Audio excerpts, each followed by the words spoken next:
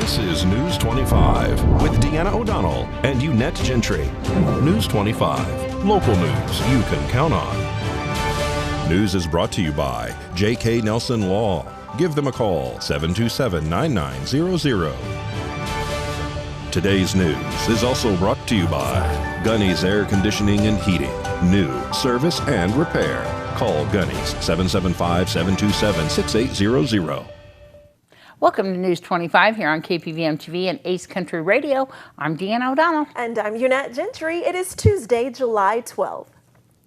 Well, Senator Pete Goycochea says that Vegas is worse off than originally thought when it comes to water resources. He says that there is a possibility all growth will have to halt and they will be in a critical situation if things continue. Clearly, I think, and I know the Division of Water Resources, I had a meeting with them last week, and I know they've got a lot of that request compiled to come to IFC, and which then, if coming through IFC, if the governor will in fact endorse it, IFC can go ahead and approve. You know, there's $1 billion in there, $1 billion in money that hasn't been allocated, and so, you know, let's take a piece of that. I think, just like you said, water is probably the most critical issue we've got facing us today. We're coming out of 3-4 years of drought. Let's be honest. Let's see what happens, what the Colorado River Commission does with Lake Mead. They could well turn the spigot off to Clark County, or at further limitations. You know, I don't know what you're going to do when you got 2 million people out of water. I think everyone's kind of waiting to see what the Colorado River Commission is going to do. You know, they're clearly going to take an action on the Colorado, and I think that fallout from there will have huge ramifications to Clark County and future growth in Clark County. You know, and not to mention the fact that if Lake Mead continues to decline, the hydro deficit for the hydropower there is going to be huge. But again, you know, and I told the state engineer that when we met last week, is, you know, they are fortunate that the Colorado River Commission is dealing on that, and it's not in the purview of the state water engineer. I don't know how they could deal with it, given the staffing level and the data they've got in place. I don't think they could deal with it. They have met, and I know they are they're working on coming forth with some new, i.e. guidelines and pertaining to the river. I believe that will come out in August, and that could be a drop dead. The Pahrump Valley Rotary Club has some new members, but the old president is sticking around. Here are all those details.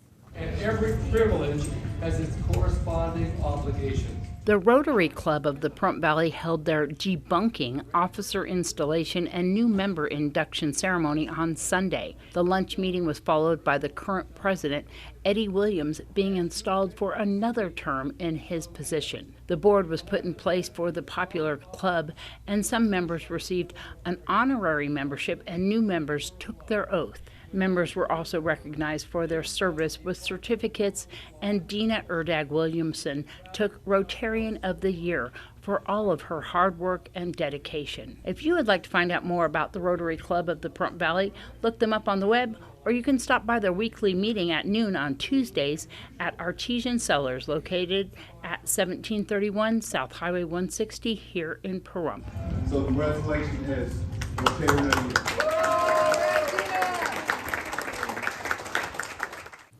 Well, according to the American Cancer Society, 1 in 8 men will be diagnosed with prostate cancer in their lifetime. And in some cases, they may require surgery to remove the prostate, which could cause prolonged urinary or functional problems. But a relatively new robotic procedure may be able to help with that. Early data shows quicker recovery and a better quality of life after surgery.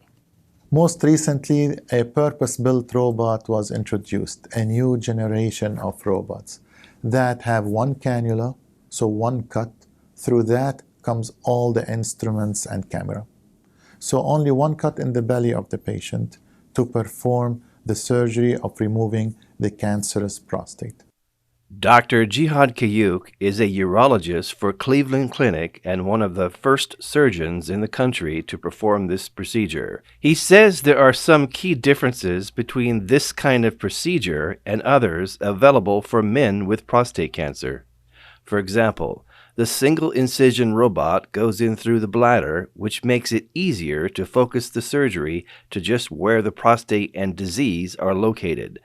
Dr. Kayuk says by entering through this location, it helps to minimize the individual's pain and quicken their recovery.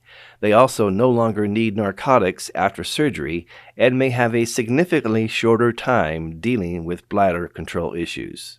This kind of transvesical approach is good for patients who have a cancer that's not very aggressive, moderately aggressive, a prostate that can be large but not too large. And Cleveland Clinic has performed more than 50 of those cases to date. News 25 will return on the other side of this break. You're watching News 25, the most recognized and farthest reaching local news in Nye County. News 25, local news you can count on. This segment of News 25 is brought to you by Lisa Spahitz and Mike Plasmeyer at Country Financial Insurance. Auto, home, life, and commercial. 775-727-8920. Welcome back to News 25. Well, there's new assistance here in Nevada for individuals who are suffering from mental crises who may need mental health help. Right now in Nevada, we are seeing more adults having a mental health crisis due to many different stressors. When someone is experiencing a mental health crisis, they are not thinking clearly. Sometimes they aren't able to keep themselves safe, care for their basic needs, or they might even be a danger to others. A mental health crisis can happen to anyone, and when it does, it can be scary and confusing for the person experiencing the crisis, for the person's loved ones, and for professionals who don't work with mental health crisis on a day-to-day basis. By the end of this short educational video, brought to you by the State of Nevada Division of Public and Behavioral Health, you will have a better understanding of Nevada's process for caring for someone experiencing a mental health crisis and needs protection. So what is a mental health crisis hold? In the past in Nevada, this process has been called L2K or legal hold or legal 2000. However, during recent legislative sessions, the official name has been changed to reflect exactly what it is, a mental health crisis hold. With a mental health crisis hold, a person who is at risk of harming themselves or others or cannot care for themselves and is at risk of serious injury, illness, or death can be held for medical treatment unwillingly for up to 72 hours. When can a mental health crisis hold start? When someone is a danger to themselves, a danger to others, or are unable to care for their basic needs due to mental health symptoms. A few examples are a person experiencing depression who tried to end their life, a person having hallucinations who tried to kill someone because they thought the person was a demon, or a person experiencing severe paranoia and is refusing to eat or drink because they think someone is trying to poison them. If someone is experiencing these or other types of mental illness symptoms, there are specific professionals who can start the mental health crisis hold process, such as psychiatrists, psychologists, social workers, and law enforcement officers. The state of Nevada uses a legal document called the Mental Health Crisis Hold Packet, which consists of 4 parts. The first step in the hold process is for one of the specific professionals to start the hold. The 72 hours starts at the date and time the first section of the hold is finished. Professionals doing this first section should be detailed in describing the person's actions and anything else they see. Instead of writing, "the person is suicidal," they might say, "the person said they have nothing to live for. They were found on a bridge about ready to jump. They have given away their belongings and left a goodbye note for friends and family." The person in crisis will be taken to a hospital or mental health facility. When someone on a mental health crisis hold gets to the hospital will need to check that person for safety and see if they have any serious medical needs that need to be handled right away. This is the second step in completing the hold and is called the medical examination section. This section is done by a licensed medical professional who is checking to see if the person is or isn't medically stable. The third step is the review by a mental health professional to see if the adult meets the list for a mental health crisis as written in Nevada law. In the legal hold packet, this section is titled Certificate for Emergency Admission to a Mental Health Facility or Hospital. This section says that specific medical or mental health professionals have checked the person and agrees that they need to be on the hold for their own safety or the safety of others. So what can someone expect during the 72 hours? While at the medical facility, the person will be placed in a part of the hospital where their needs will be taken care of. The healthcare team will meet with them to determine their medical and mental health needs, which could include vital signs, diagnostic tests, and labs. They will also help the person get to the best treatment setting if needed, such as specialized psychiatric hospitalization. Sometimes the person's mental health crisis can be stabilized during the 72 hours. If a person is no longer a danger to themselves or others, the fourth part of the form can be completed by specific health professionals. This section is called Certificate of Release of Person on a Mental Health Crisis Hold.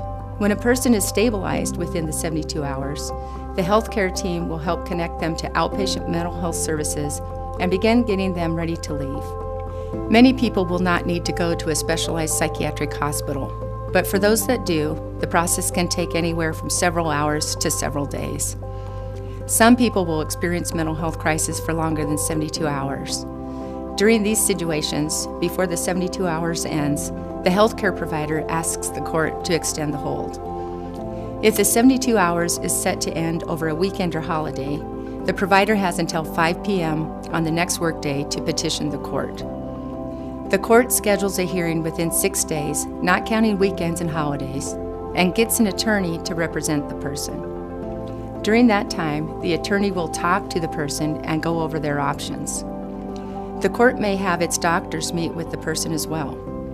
If at any time during the mental health crisis hold process a person or their loved ones are worried the person's civil rights are being ignored, they can contact the Nevada Disability Advocacy and Law Center at 1-888-349-3843. We hope this brief video has helped you to better understand the mental health crisis hold process in Nevada. Well, a report released Wednesday by the Las Vegas Realtors offers more proof, they say, that the local housing market is cooling off after a long hot streak of record prices and strong sales. LVR reported that the median price of existing single-family homes sold in southern Nevada through its multiple listing service during June was $480,000. That was down from an all-time record of $482,000 in May, marking the first time since April of 2020 that local home prices declined from one month to the next. The median price is still up 21.5% from $395,000 1 year ago. Likewise, the median price of local condos and townhomes sold in June decreased to $280,000. That was down 1.8% from the all-time record price of $285,000 in May. Condos and townhome prices are still up 29.6% from $216,000 in June of 2021. By the end of June, LVR reported 5,746 single-family homes listed for sale without any sort of offer. That's up 134.1% from the same time last year. Likewise, the 1,340 condos and townhomes listed without offers in June represents a 133% jump from 1 year earlier. LVR reported a total of 3,404 existing local homes, condos, and townhomes sold in June. Compared to 1 year earlier, sales were down 24.7% for homes and down 22% for condos and townhomes. With the increased inventory, June sales pace equates to just over a 2-month supply of properties available for sale. So far this year, existing local home sales are down from the same time in 2021. According to LVR, 2021 was a record year for existing home sales in southern Nevada, with 50,010 homes, condos, and townhomes and other residential properties selling. That was the first time the association reported more than 50,000 local properties changing hands in a year, and it topped the previous record set in 2011 by nearly 2,000 sales. By comparison, LVR reported 41,155 total sales during 2020. During June, LVR found that 34.2% of all local property sales were purchased with cash. That's up from 30.4% 1 year ago. While the percentage has been increasing this year, it's still below the March of 2013 cash buyer peak of 59.5%. News 25 will return with your Ed News right after this.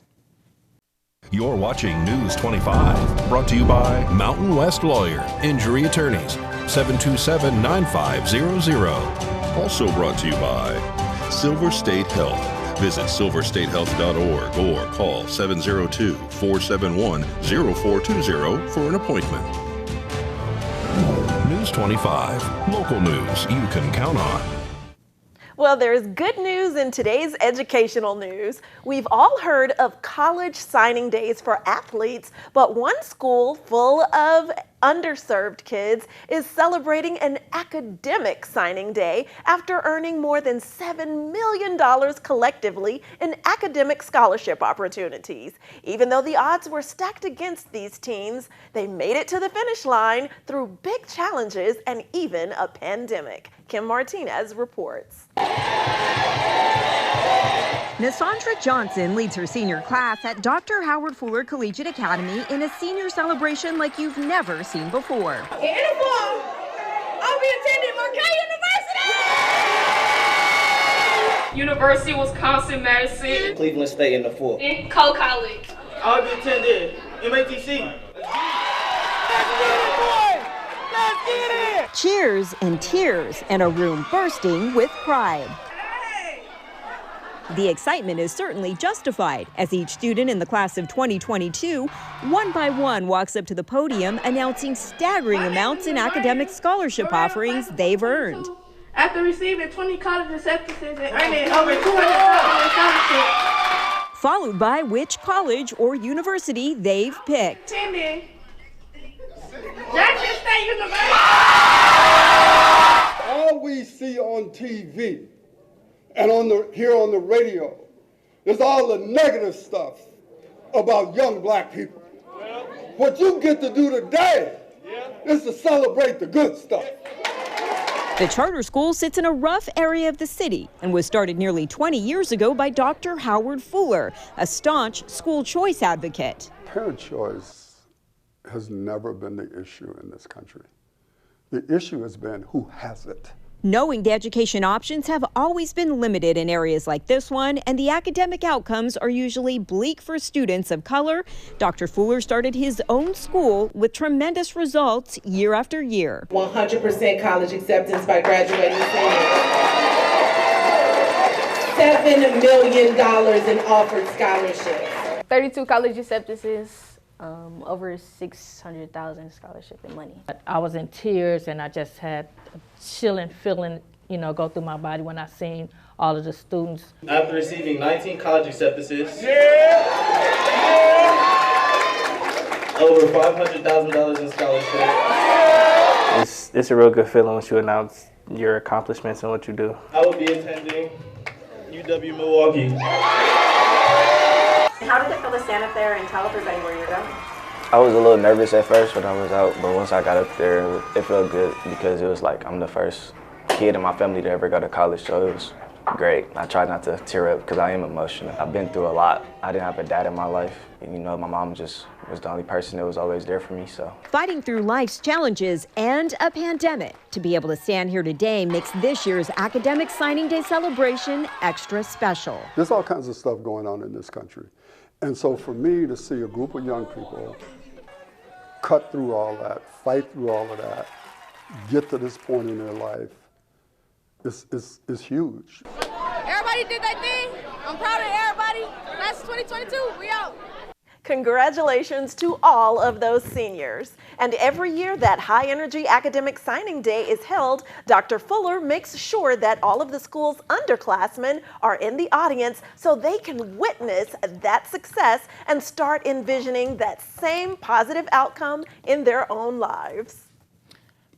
And we did have a late-breaking news story today. There was a two-vehicle accident on May Road. Pahrump Valley Fire and Rescue and Nye County Sheriff's Office deputies arrived on scene. This is north of Pahrump.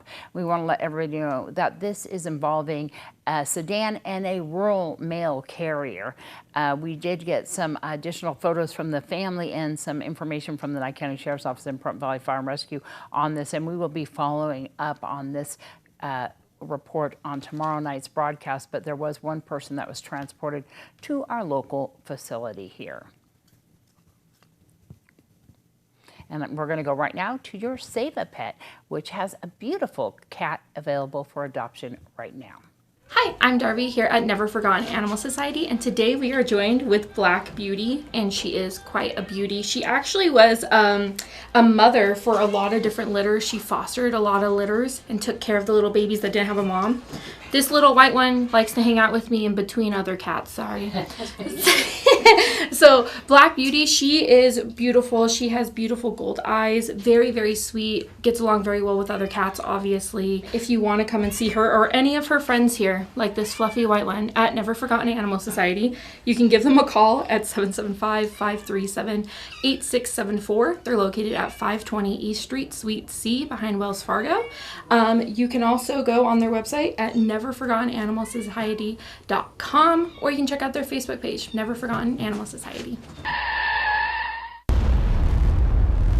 News 25 WeatherCam is brought to you by Lerner and Rowe Injury Attorney's Office in Pahrump. In a wreck, need a check? Call 702-877-1500. You know, as we look outside today, I just got to say, is everybody doing okay? It's pretty darn hot out there. It is. We want to tell everyone to take care of yourselves, stay hydrated, and stay out of the heat. We'll take a look at those numbers after the break. News 25 weather is brought to you by Dairy Council of Nevada. The splash of cream in your coffee, the dollop of sour cream on your burrito, the melted toasty cheese on your pizza. Undeniably delicious, undeniably dairy.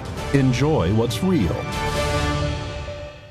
Hi, good evening, Nevada. It's John Kohler from the KPVM Channel 25 Weather Studios. Great to see you on a Tostado Tuesday. Yes, we are shaking things up. No more tacos, all tostados.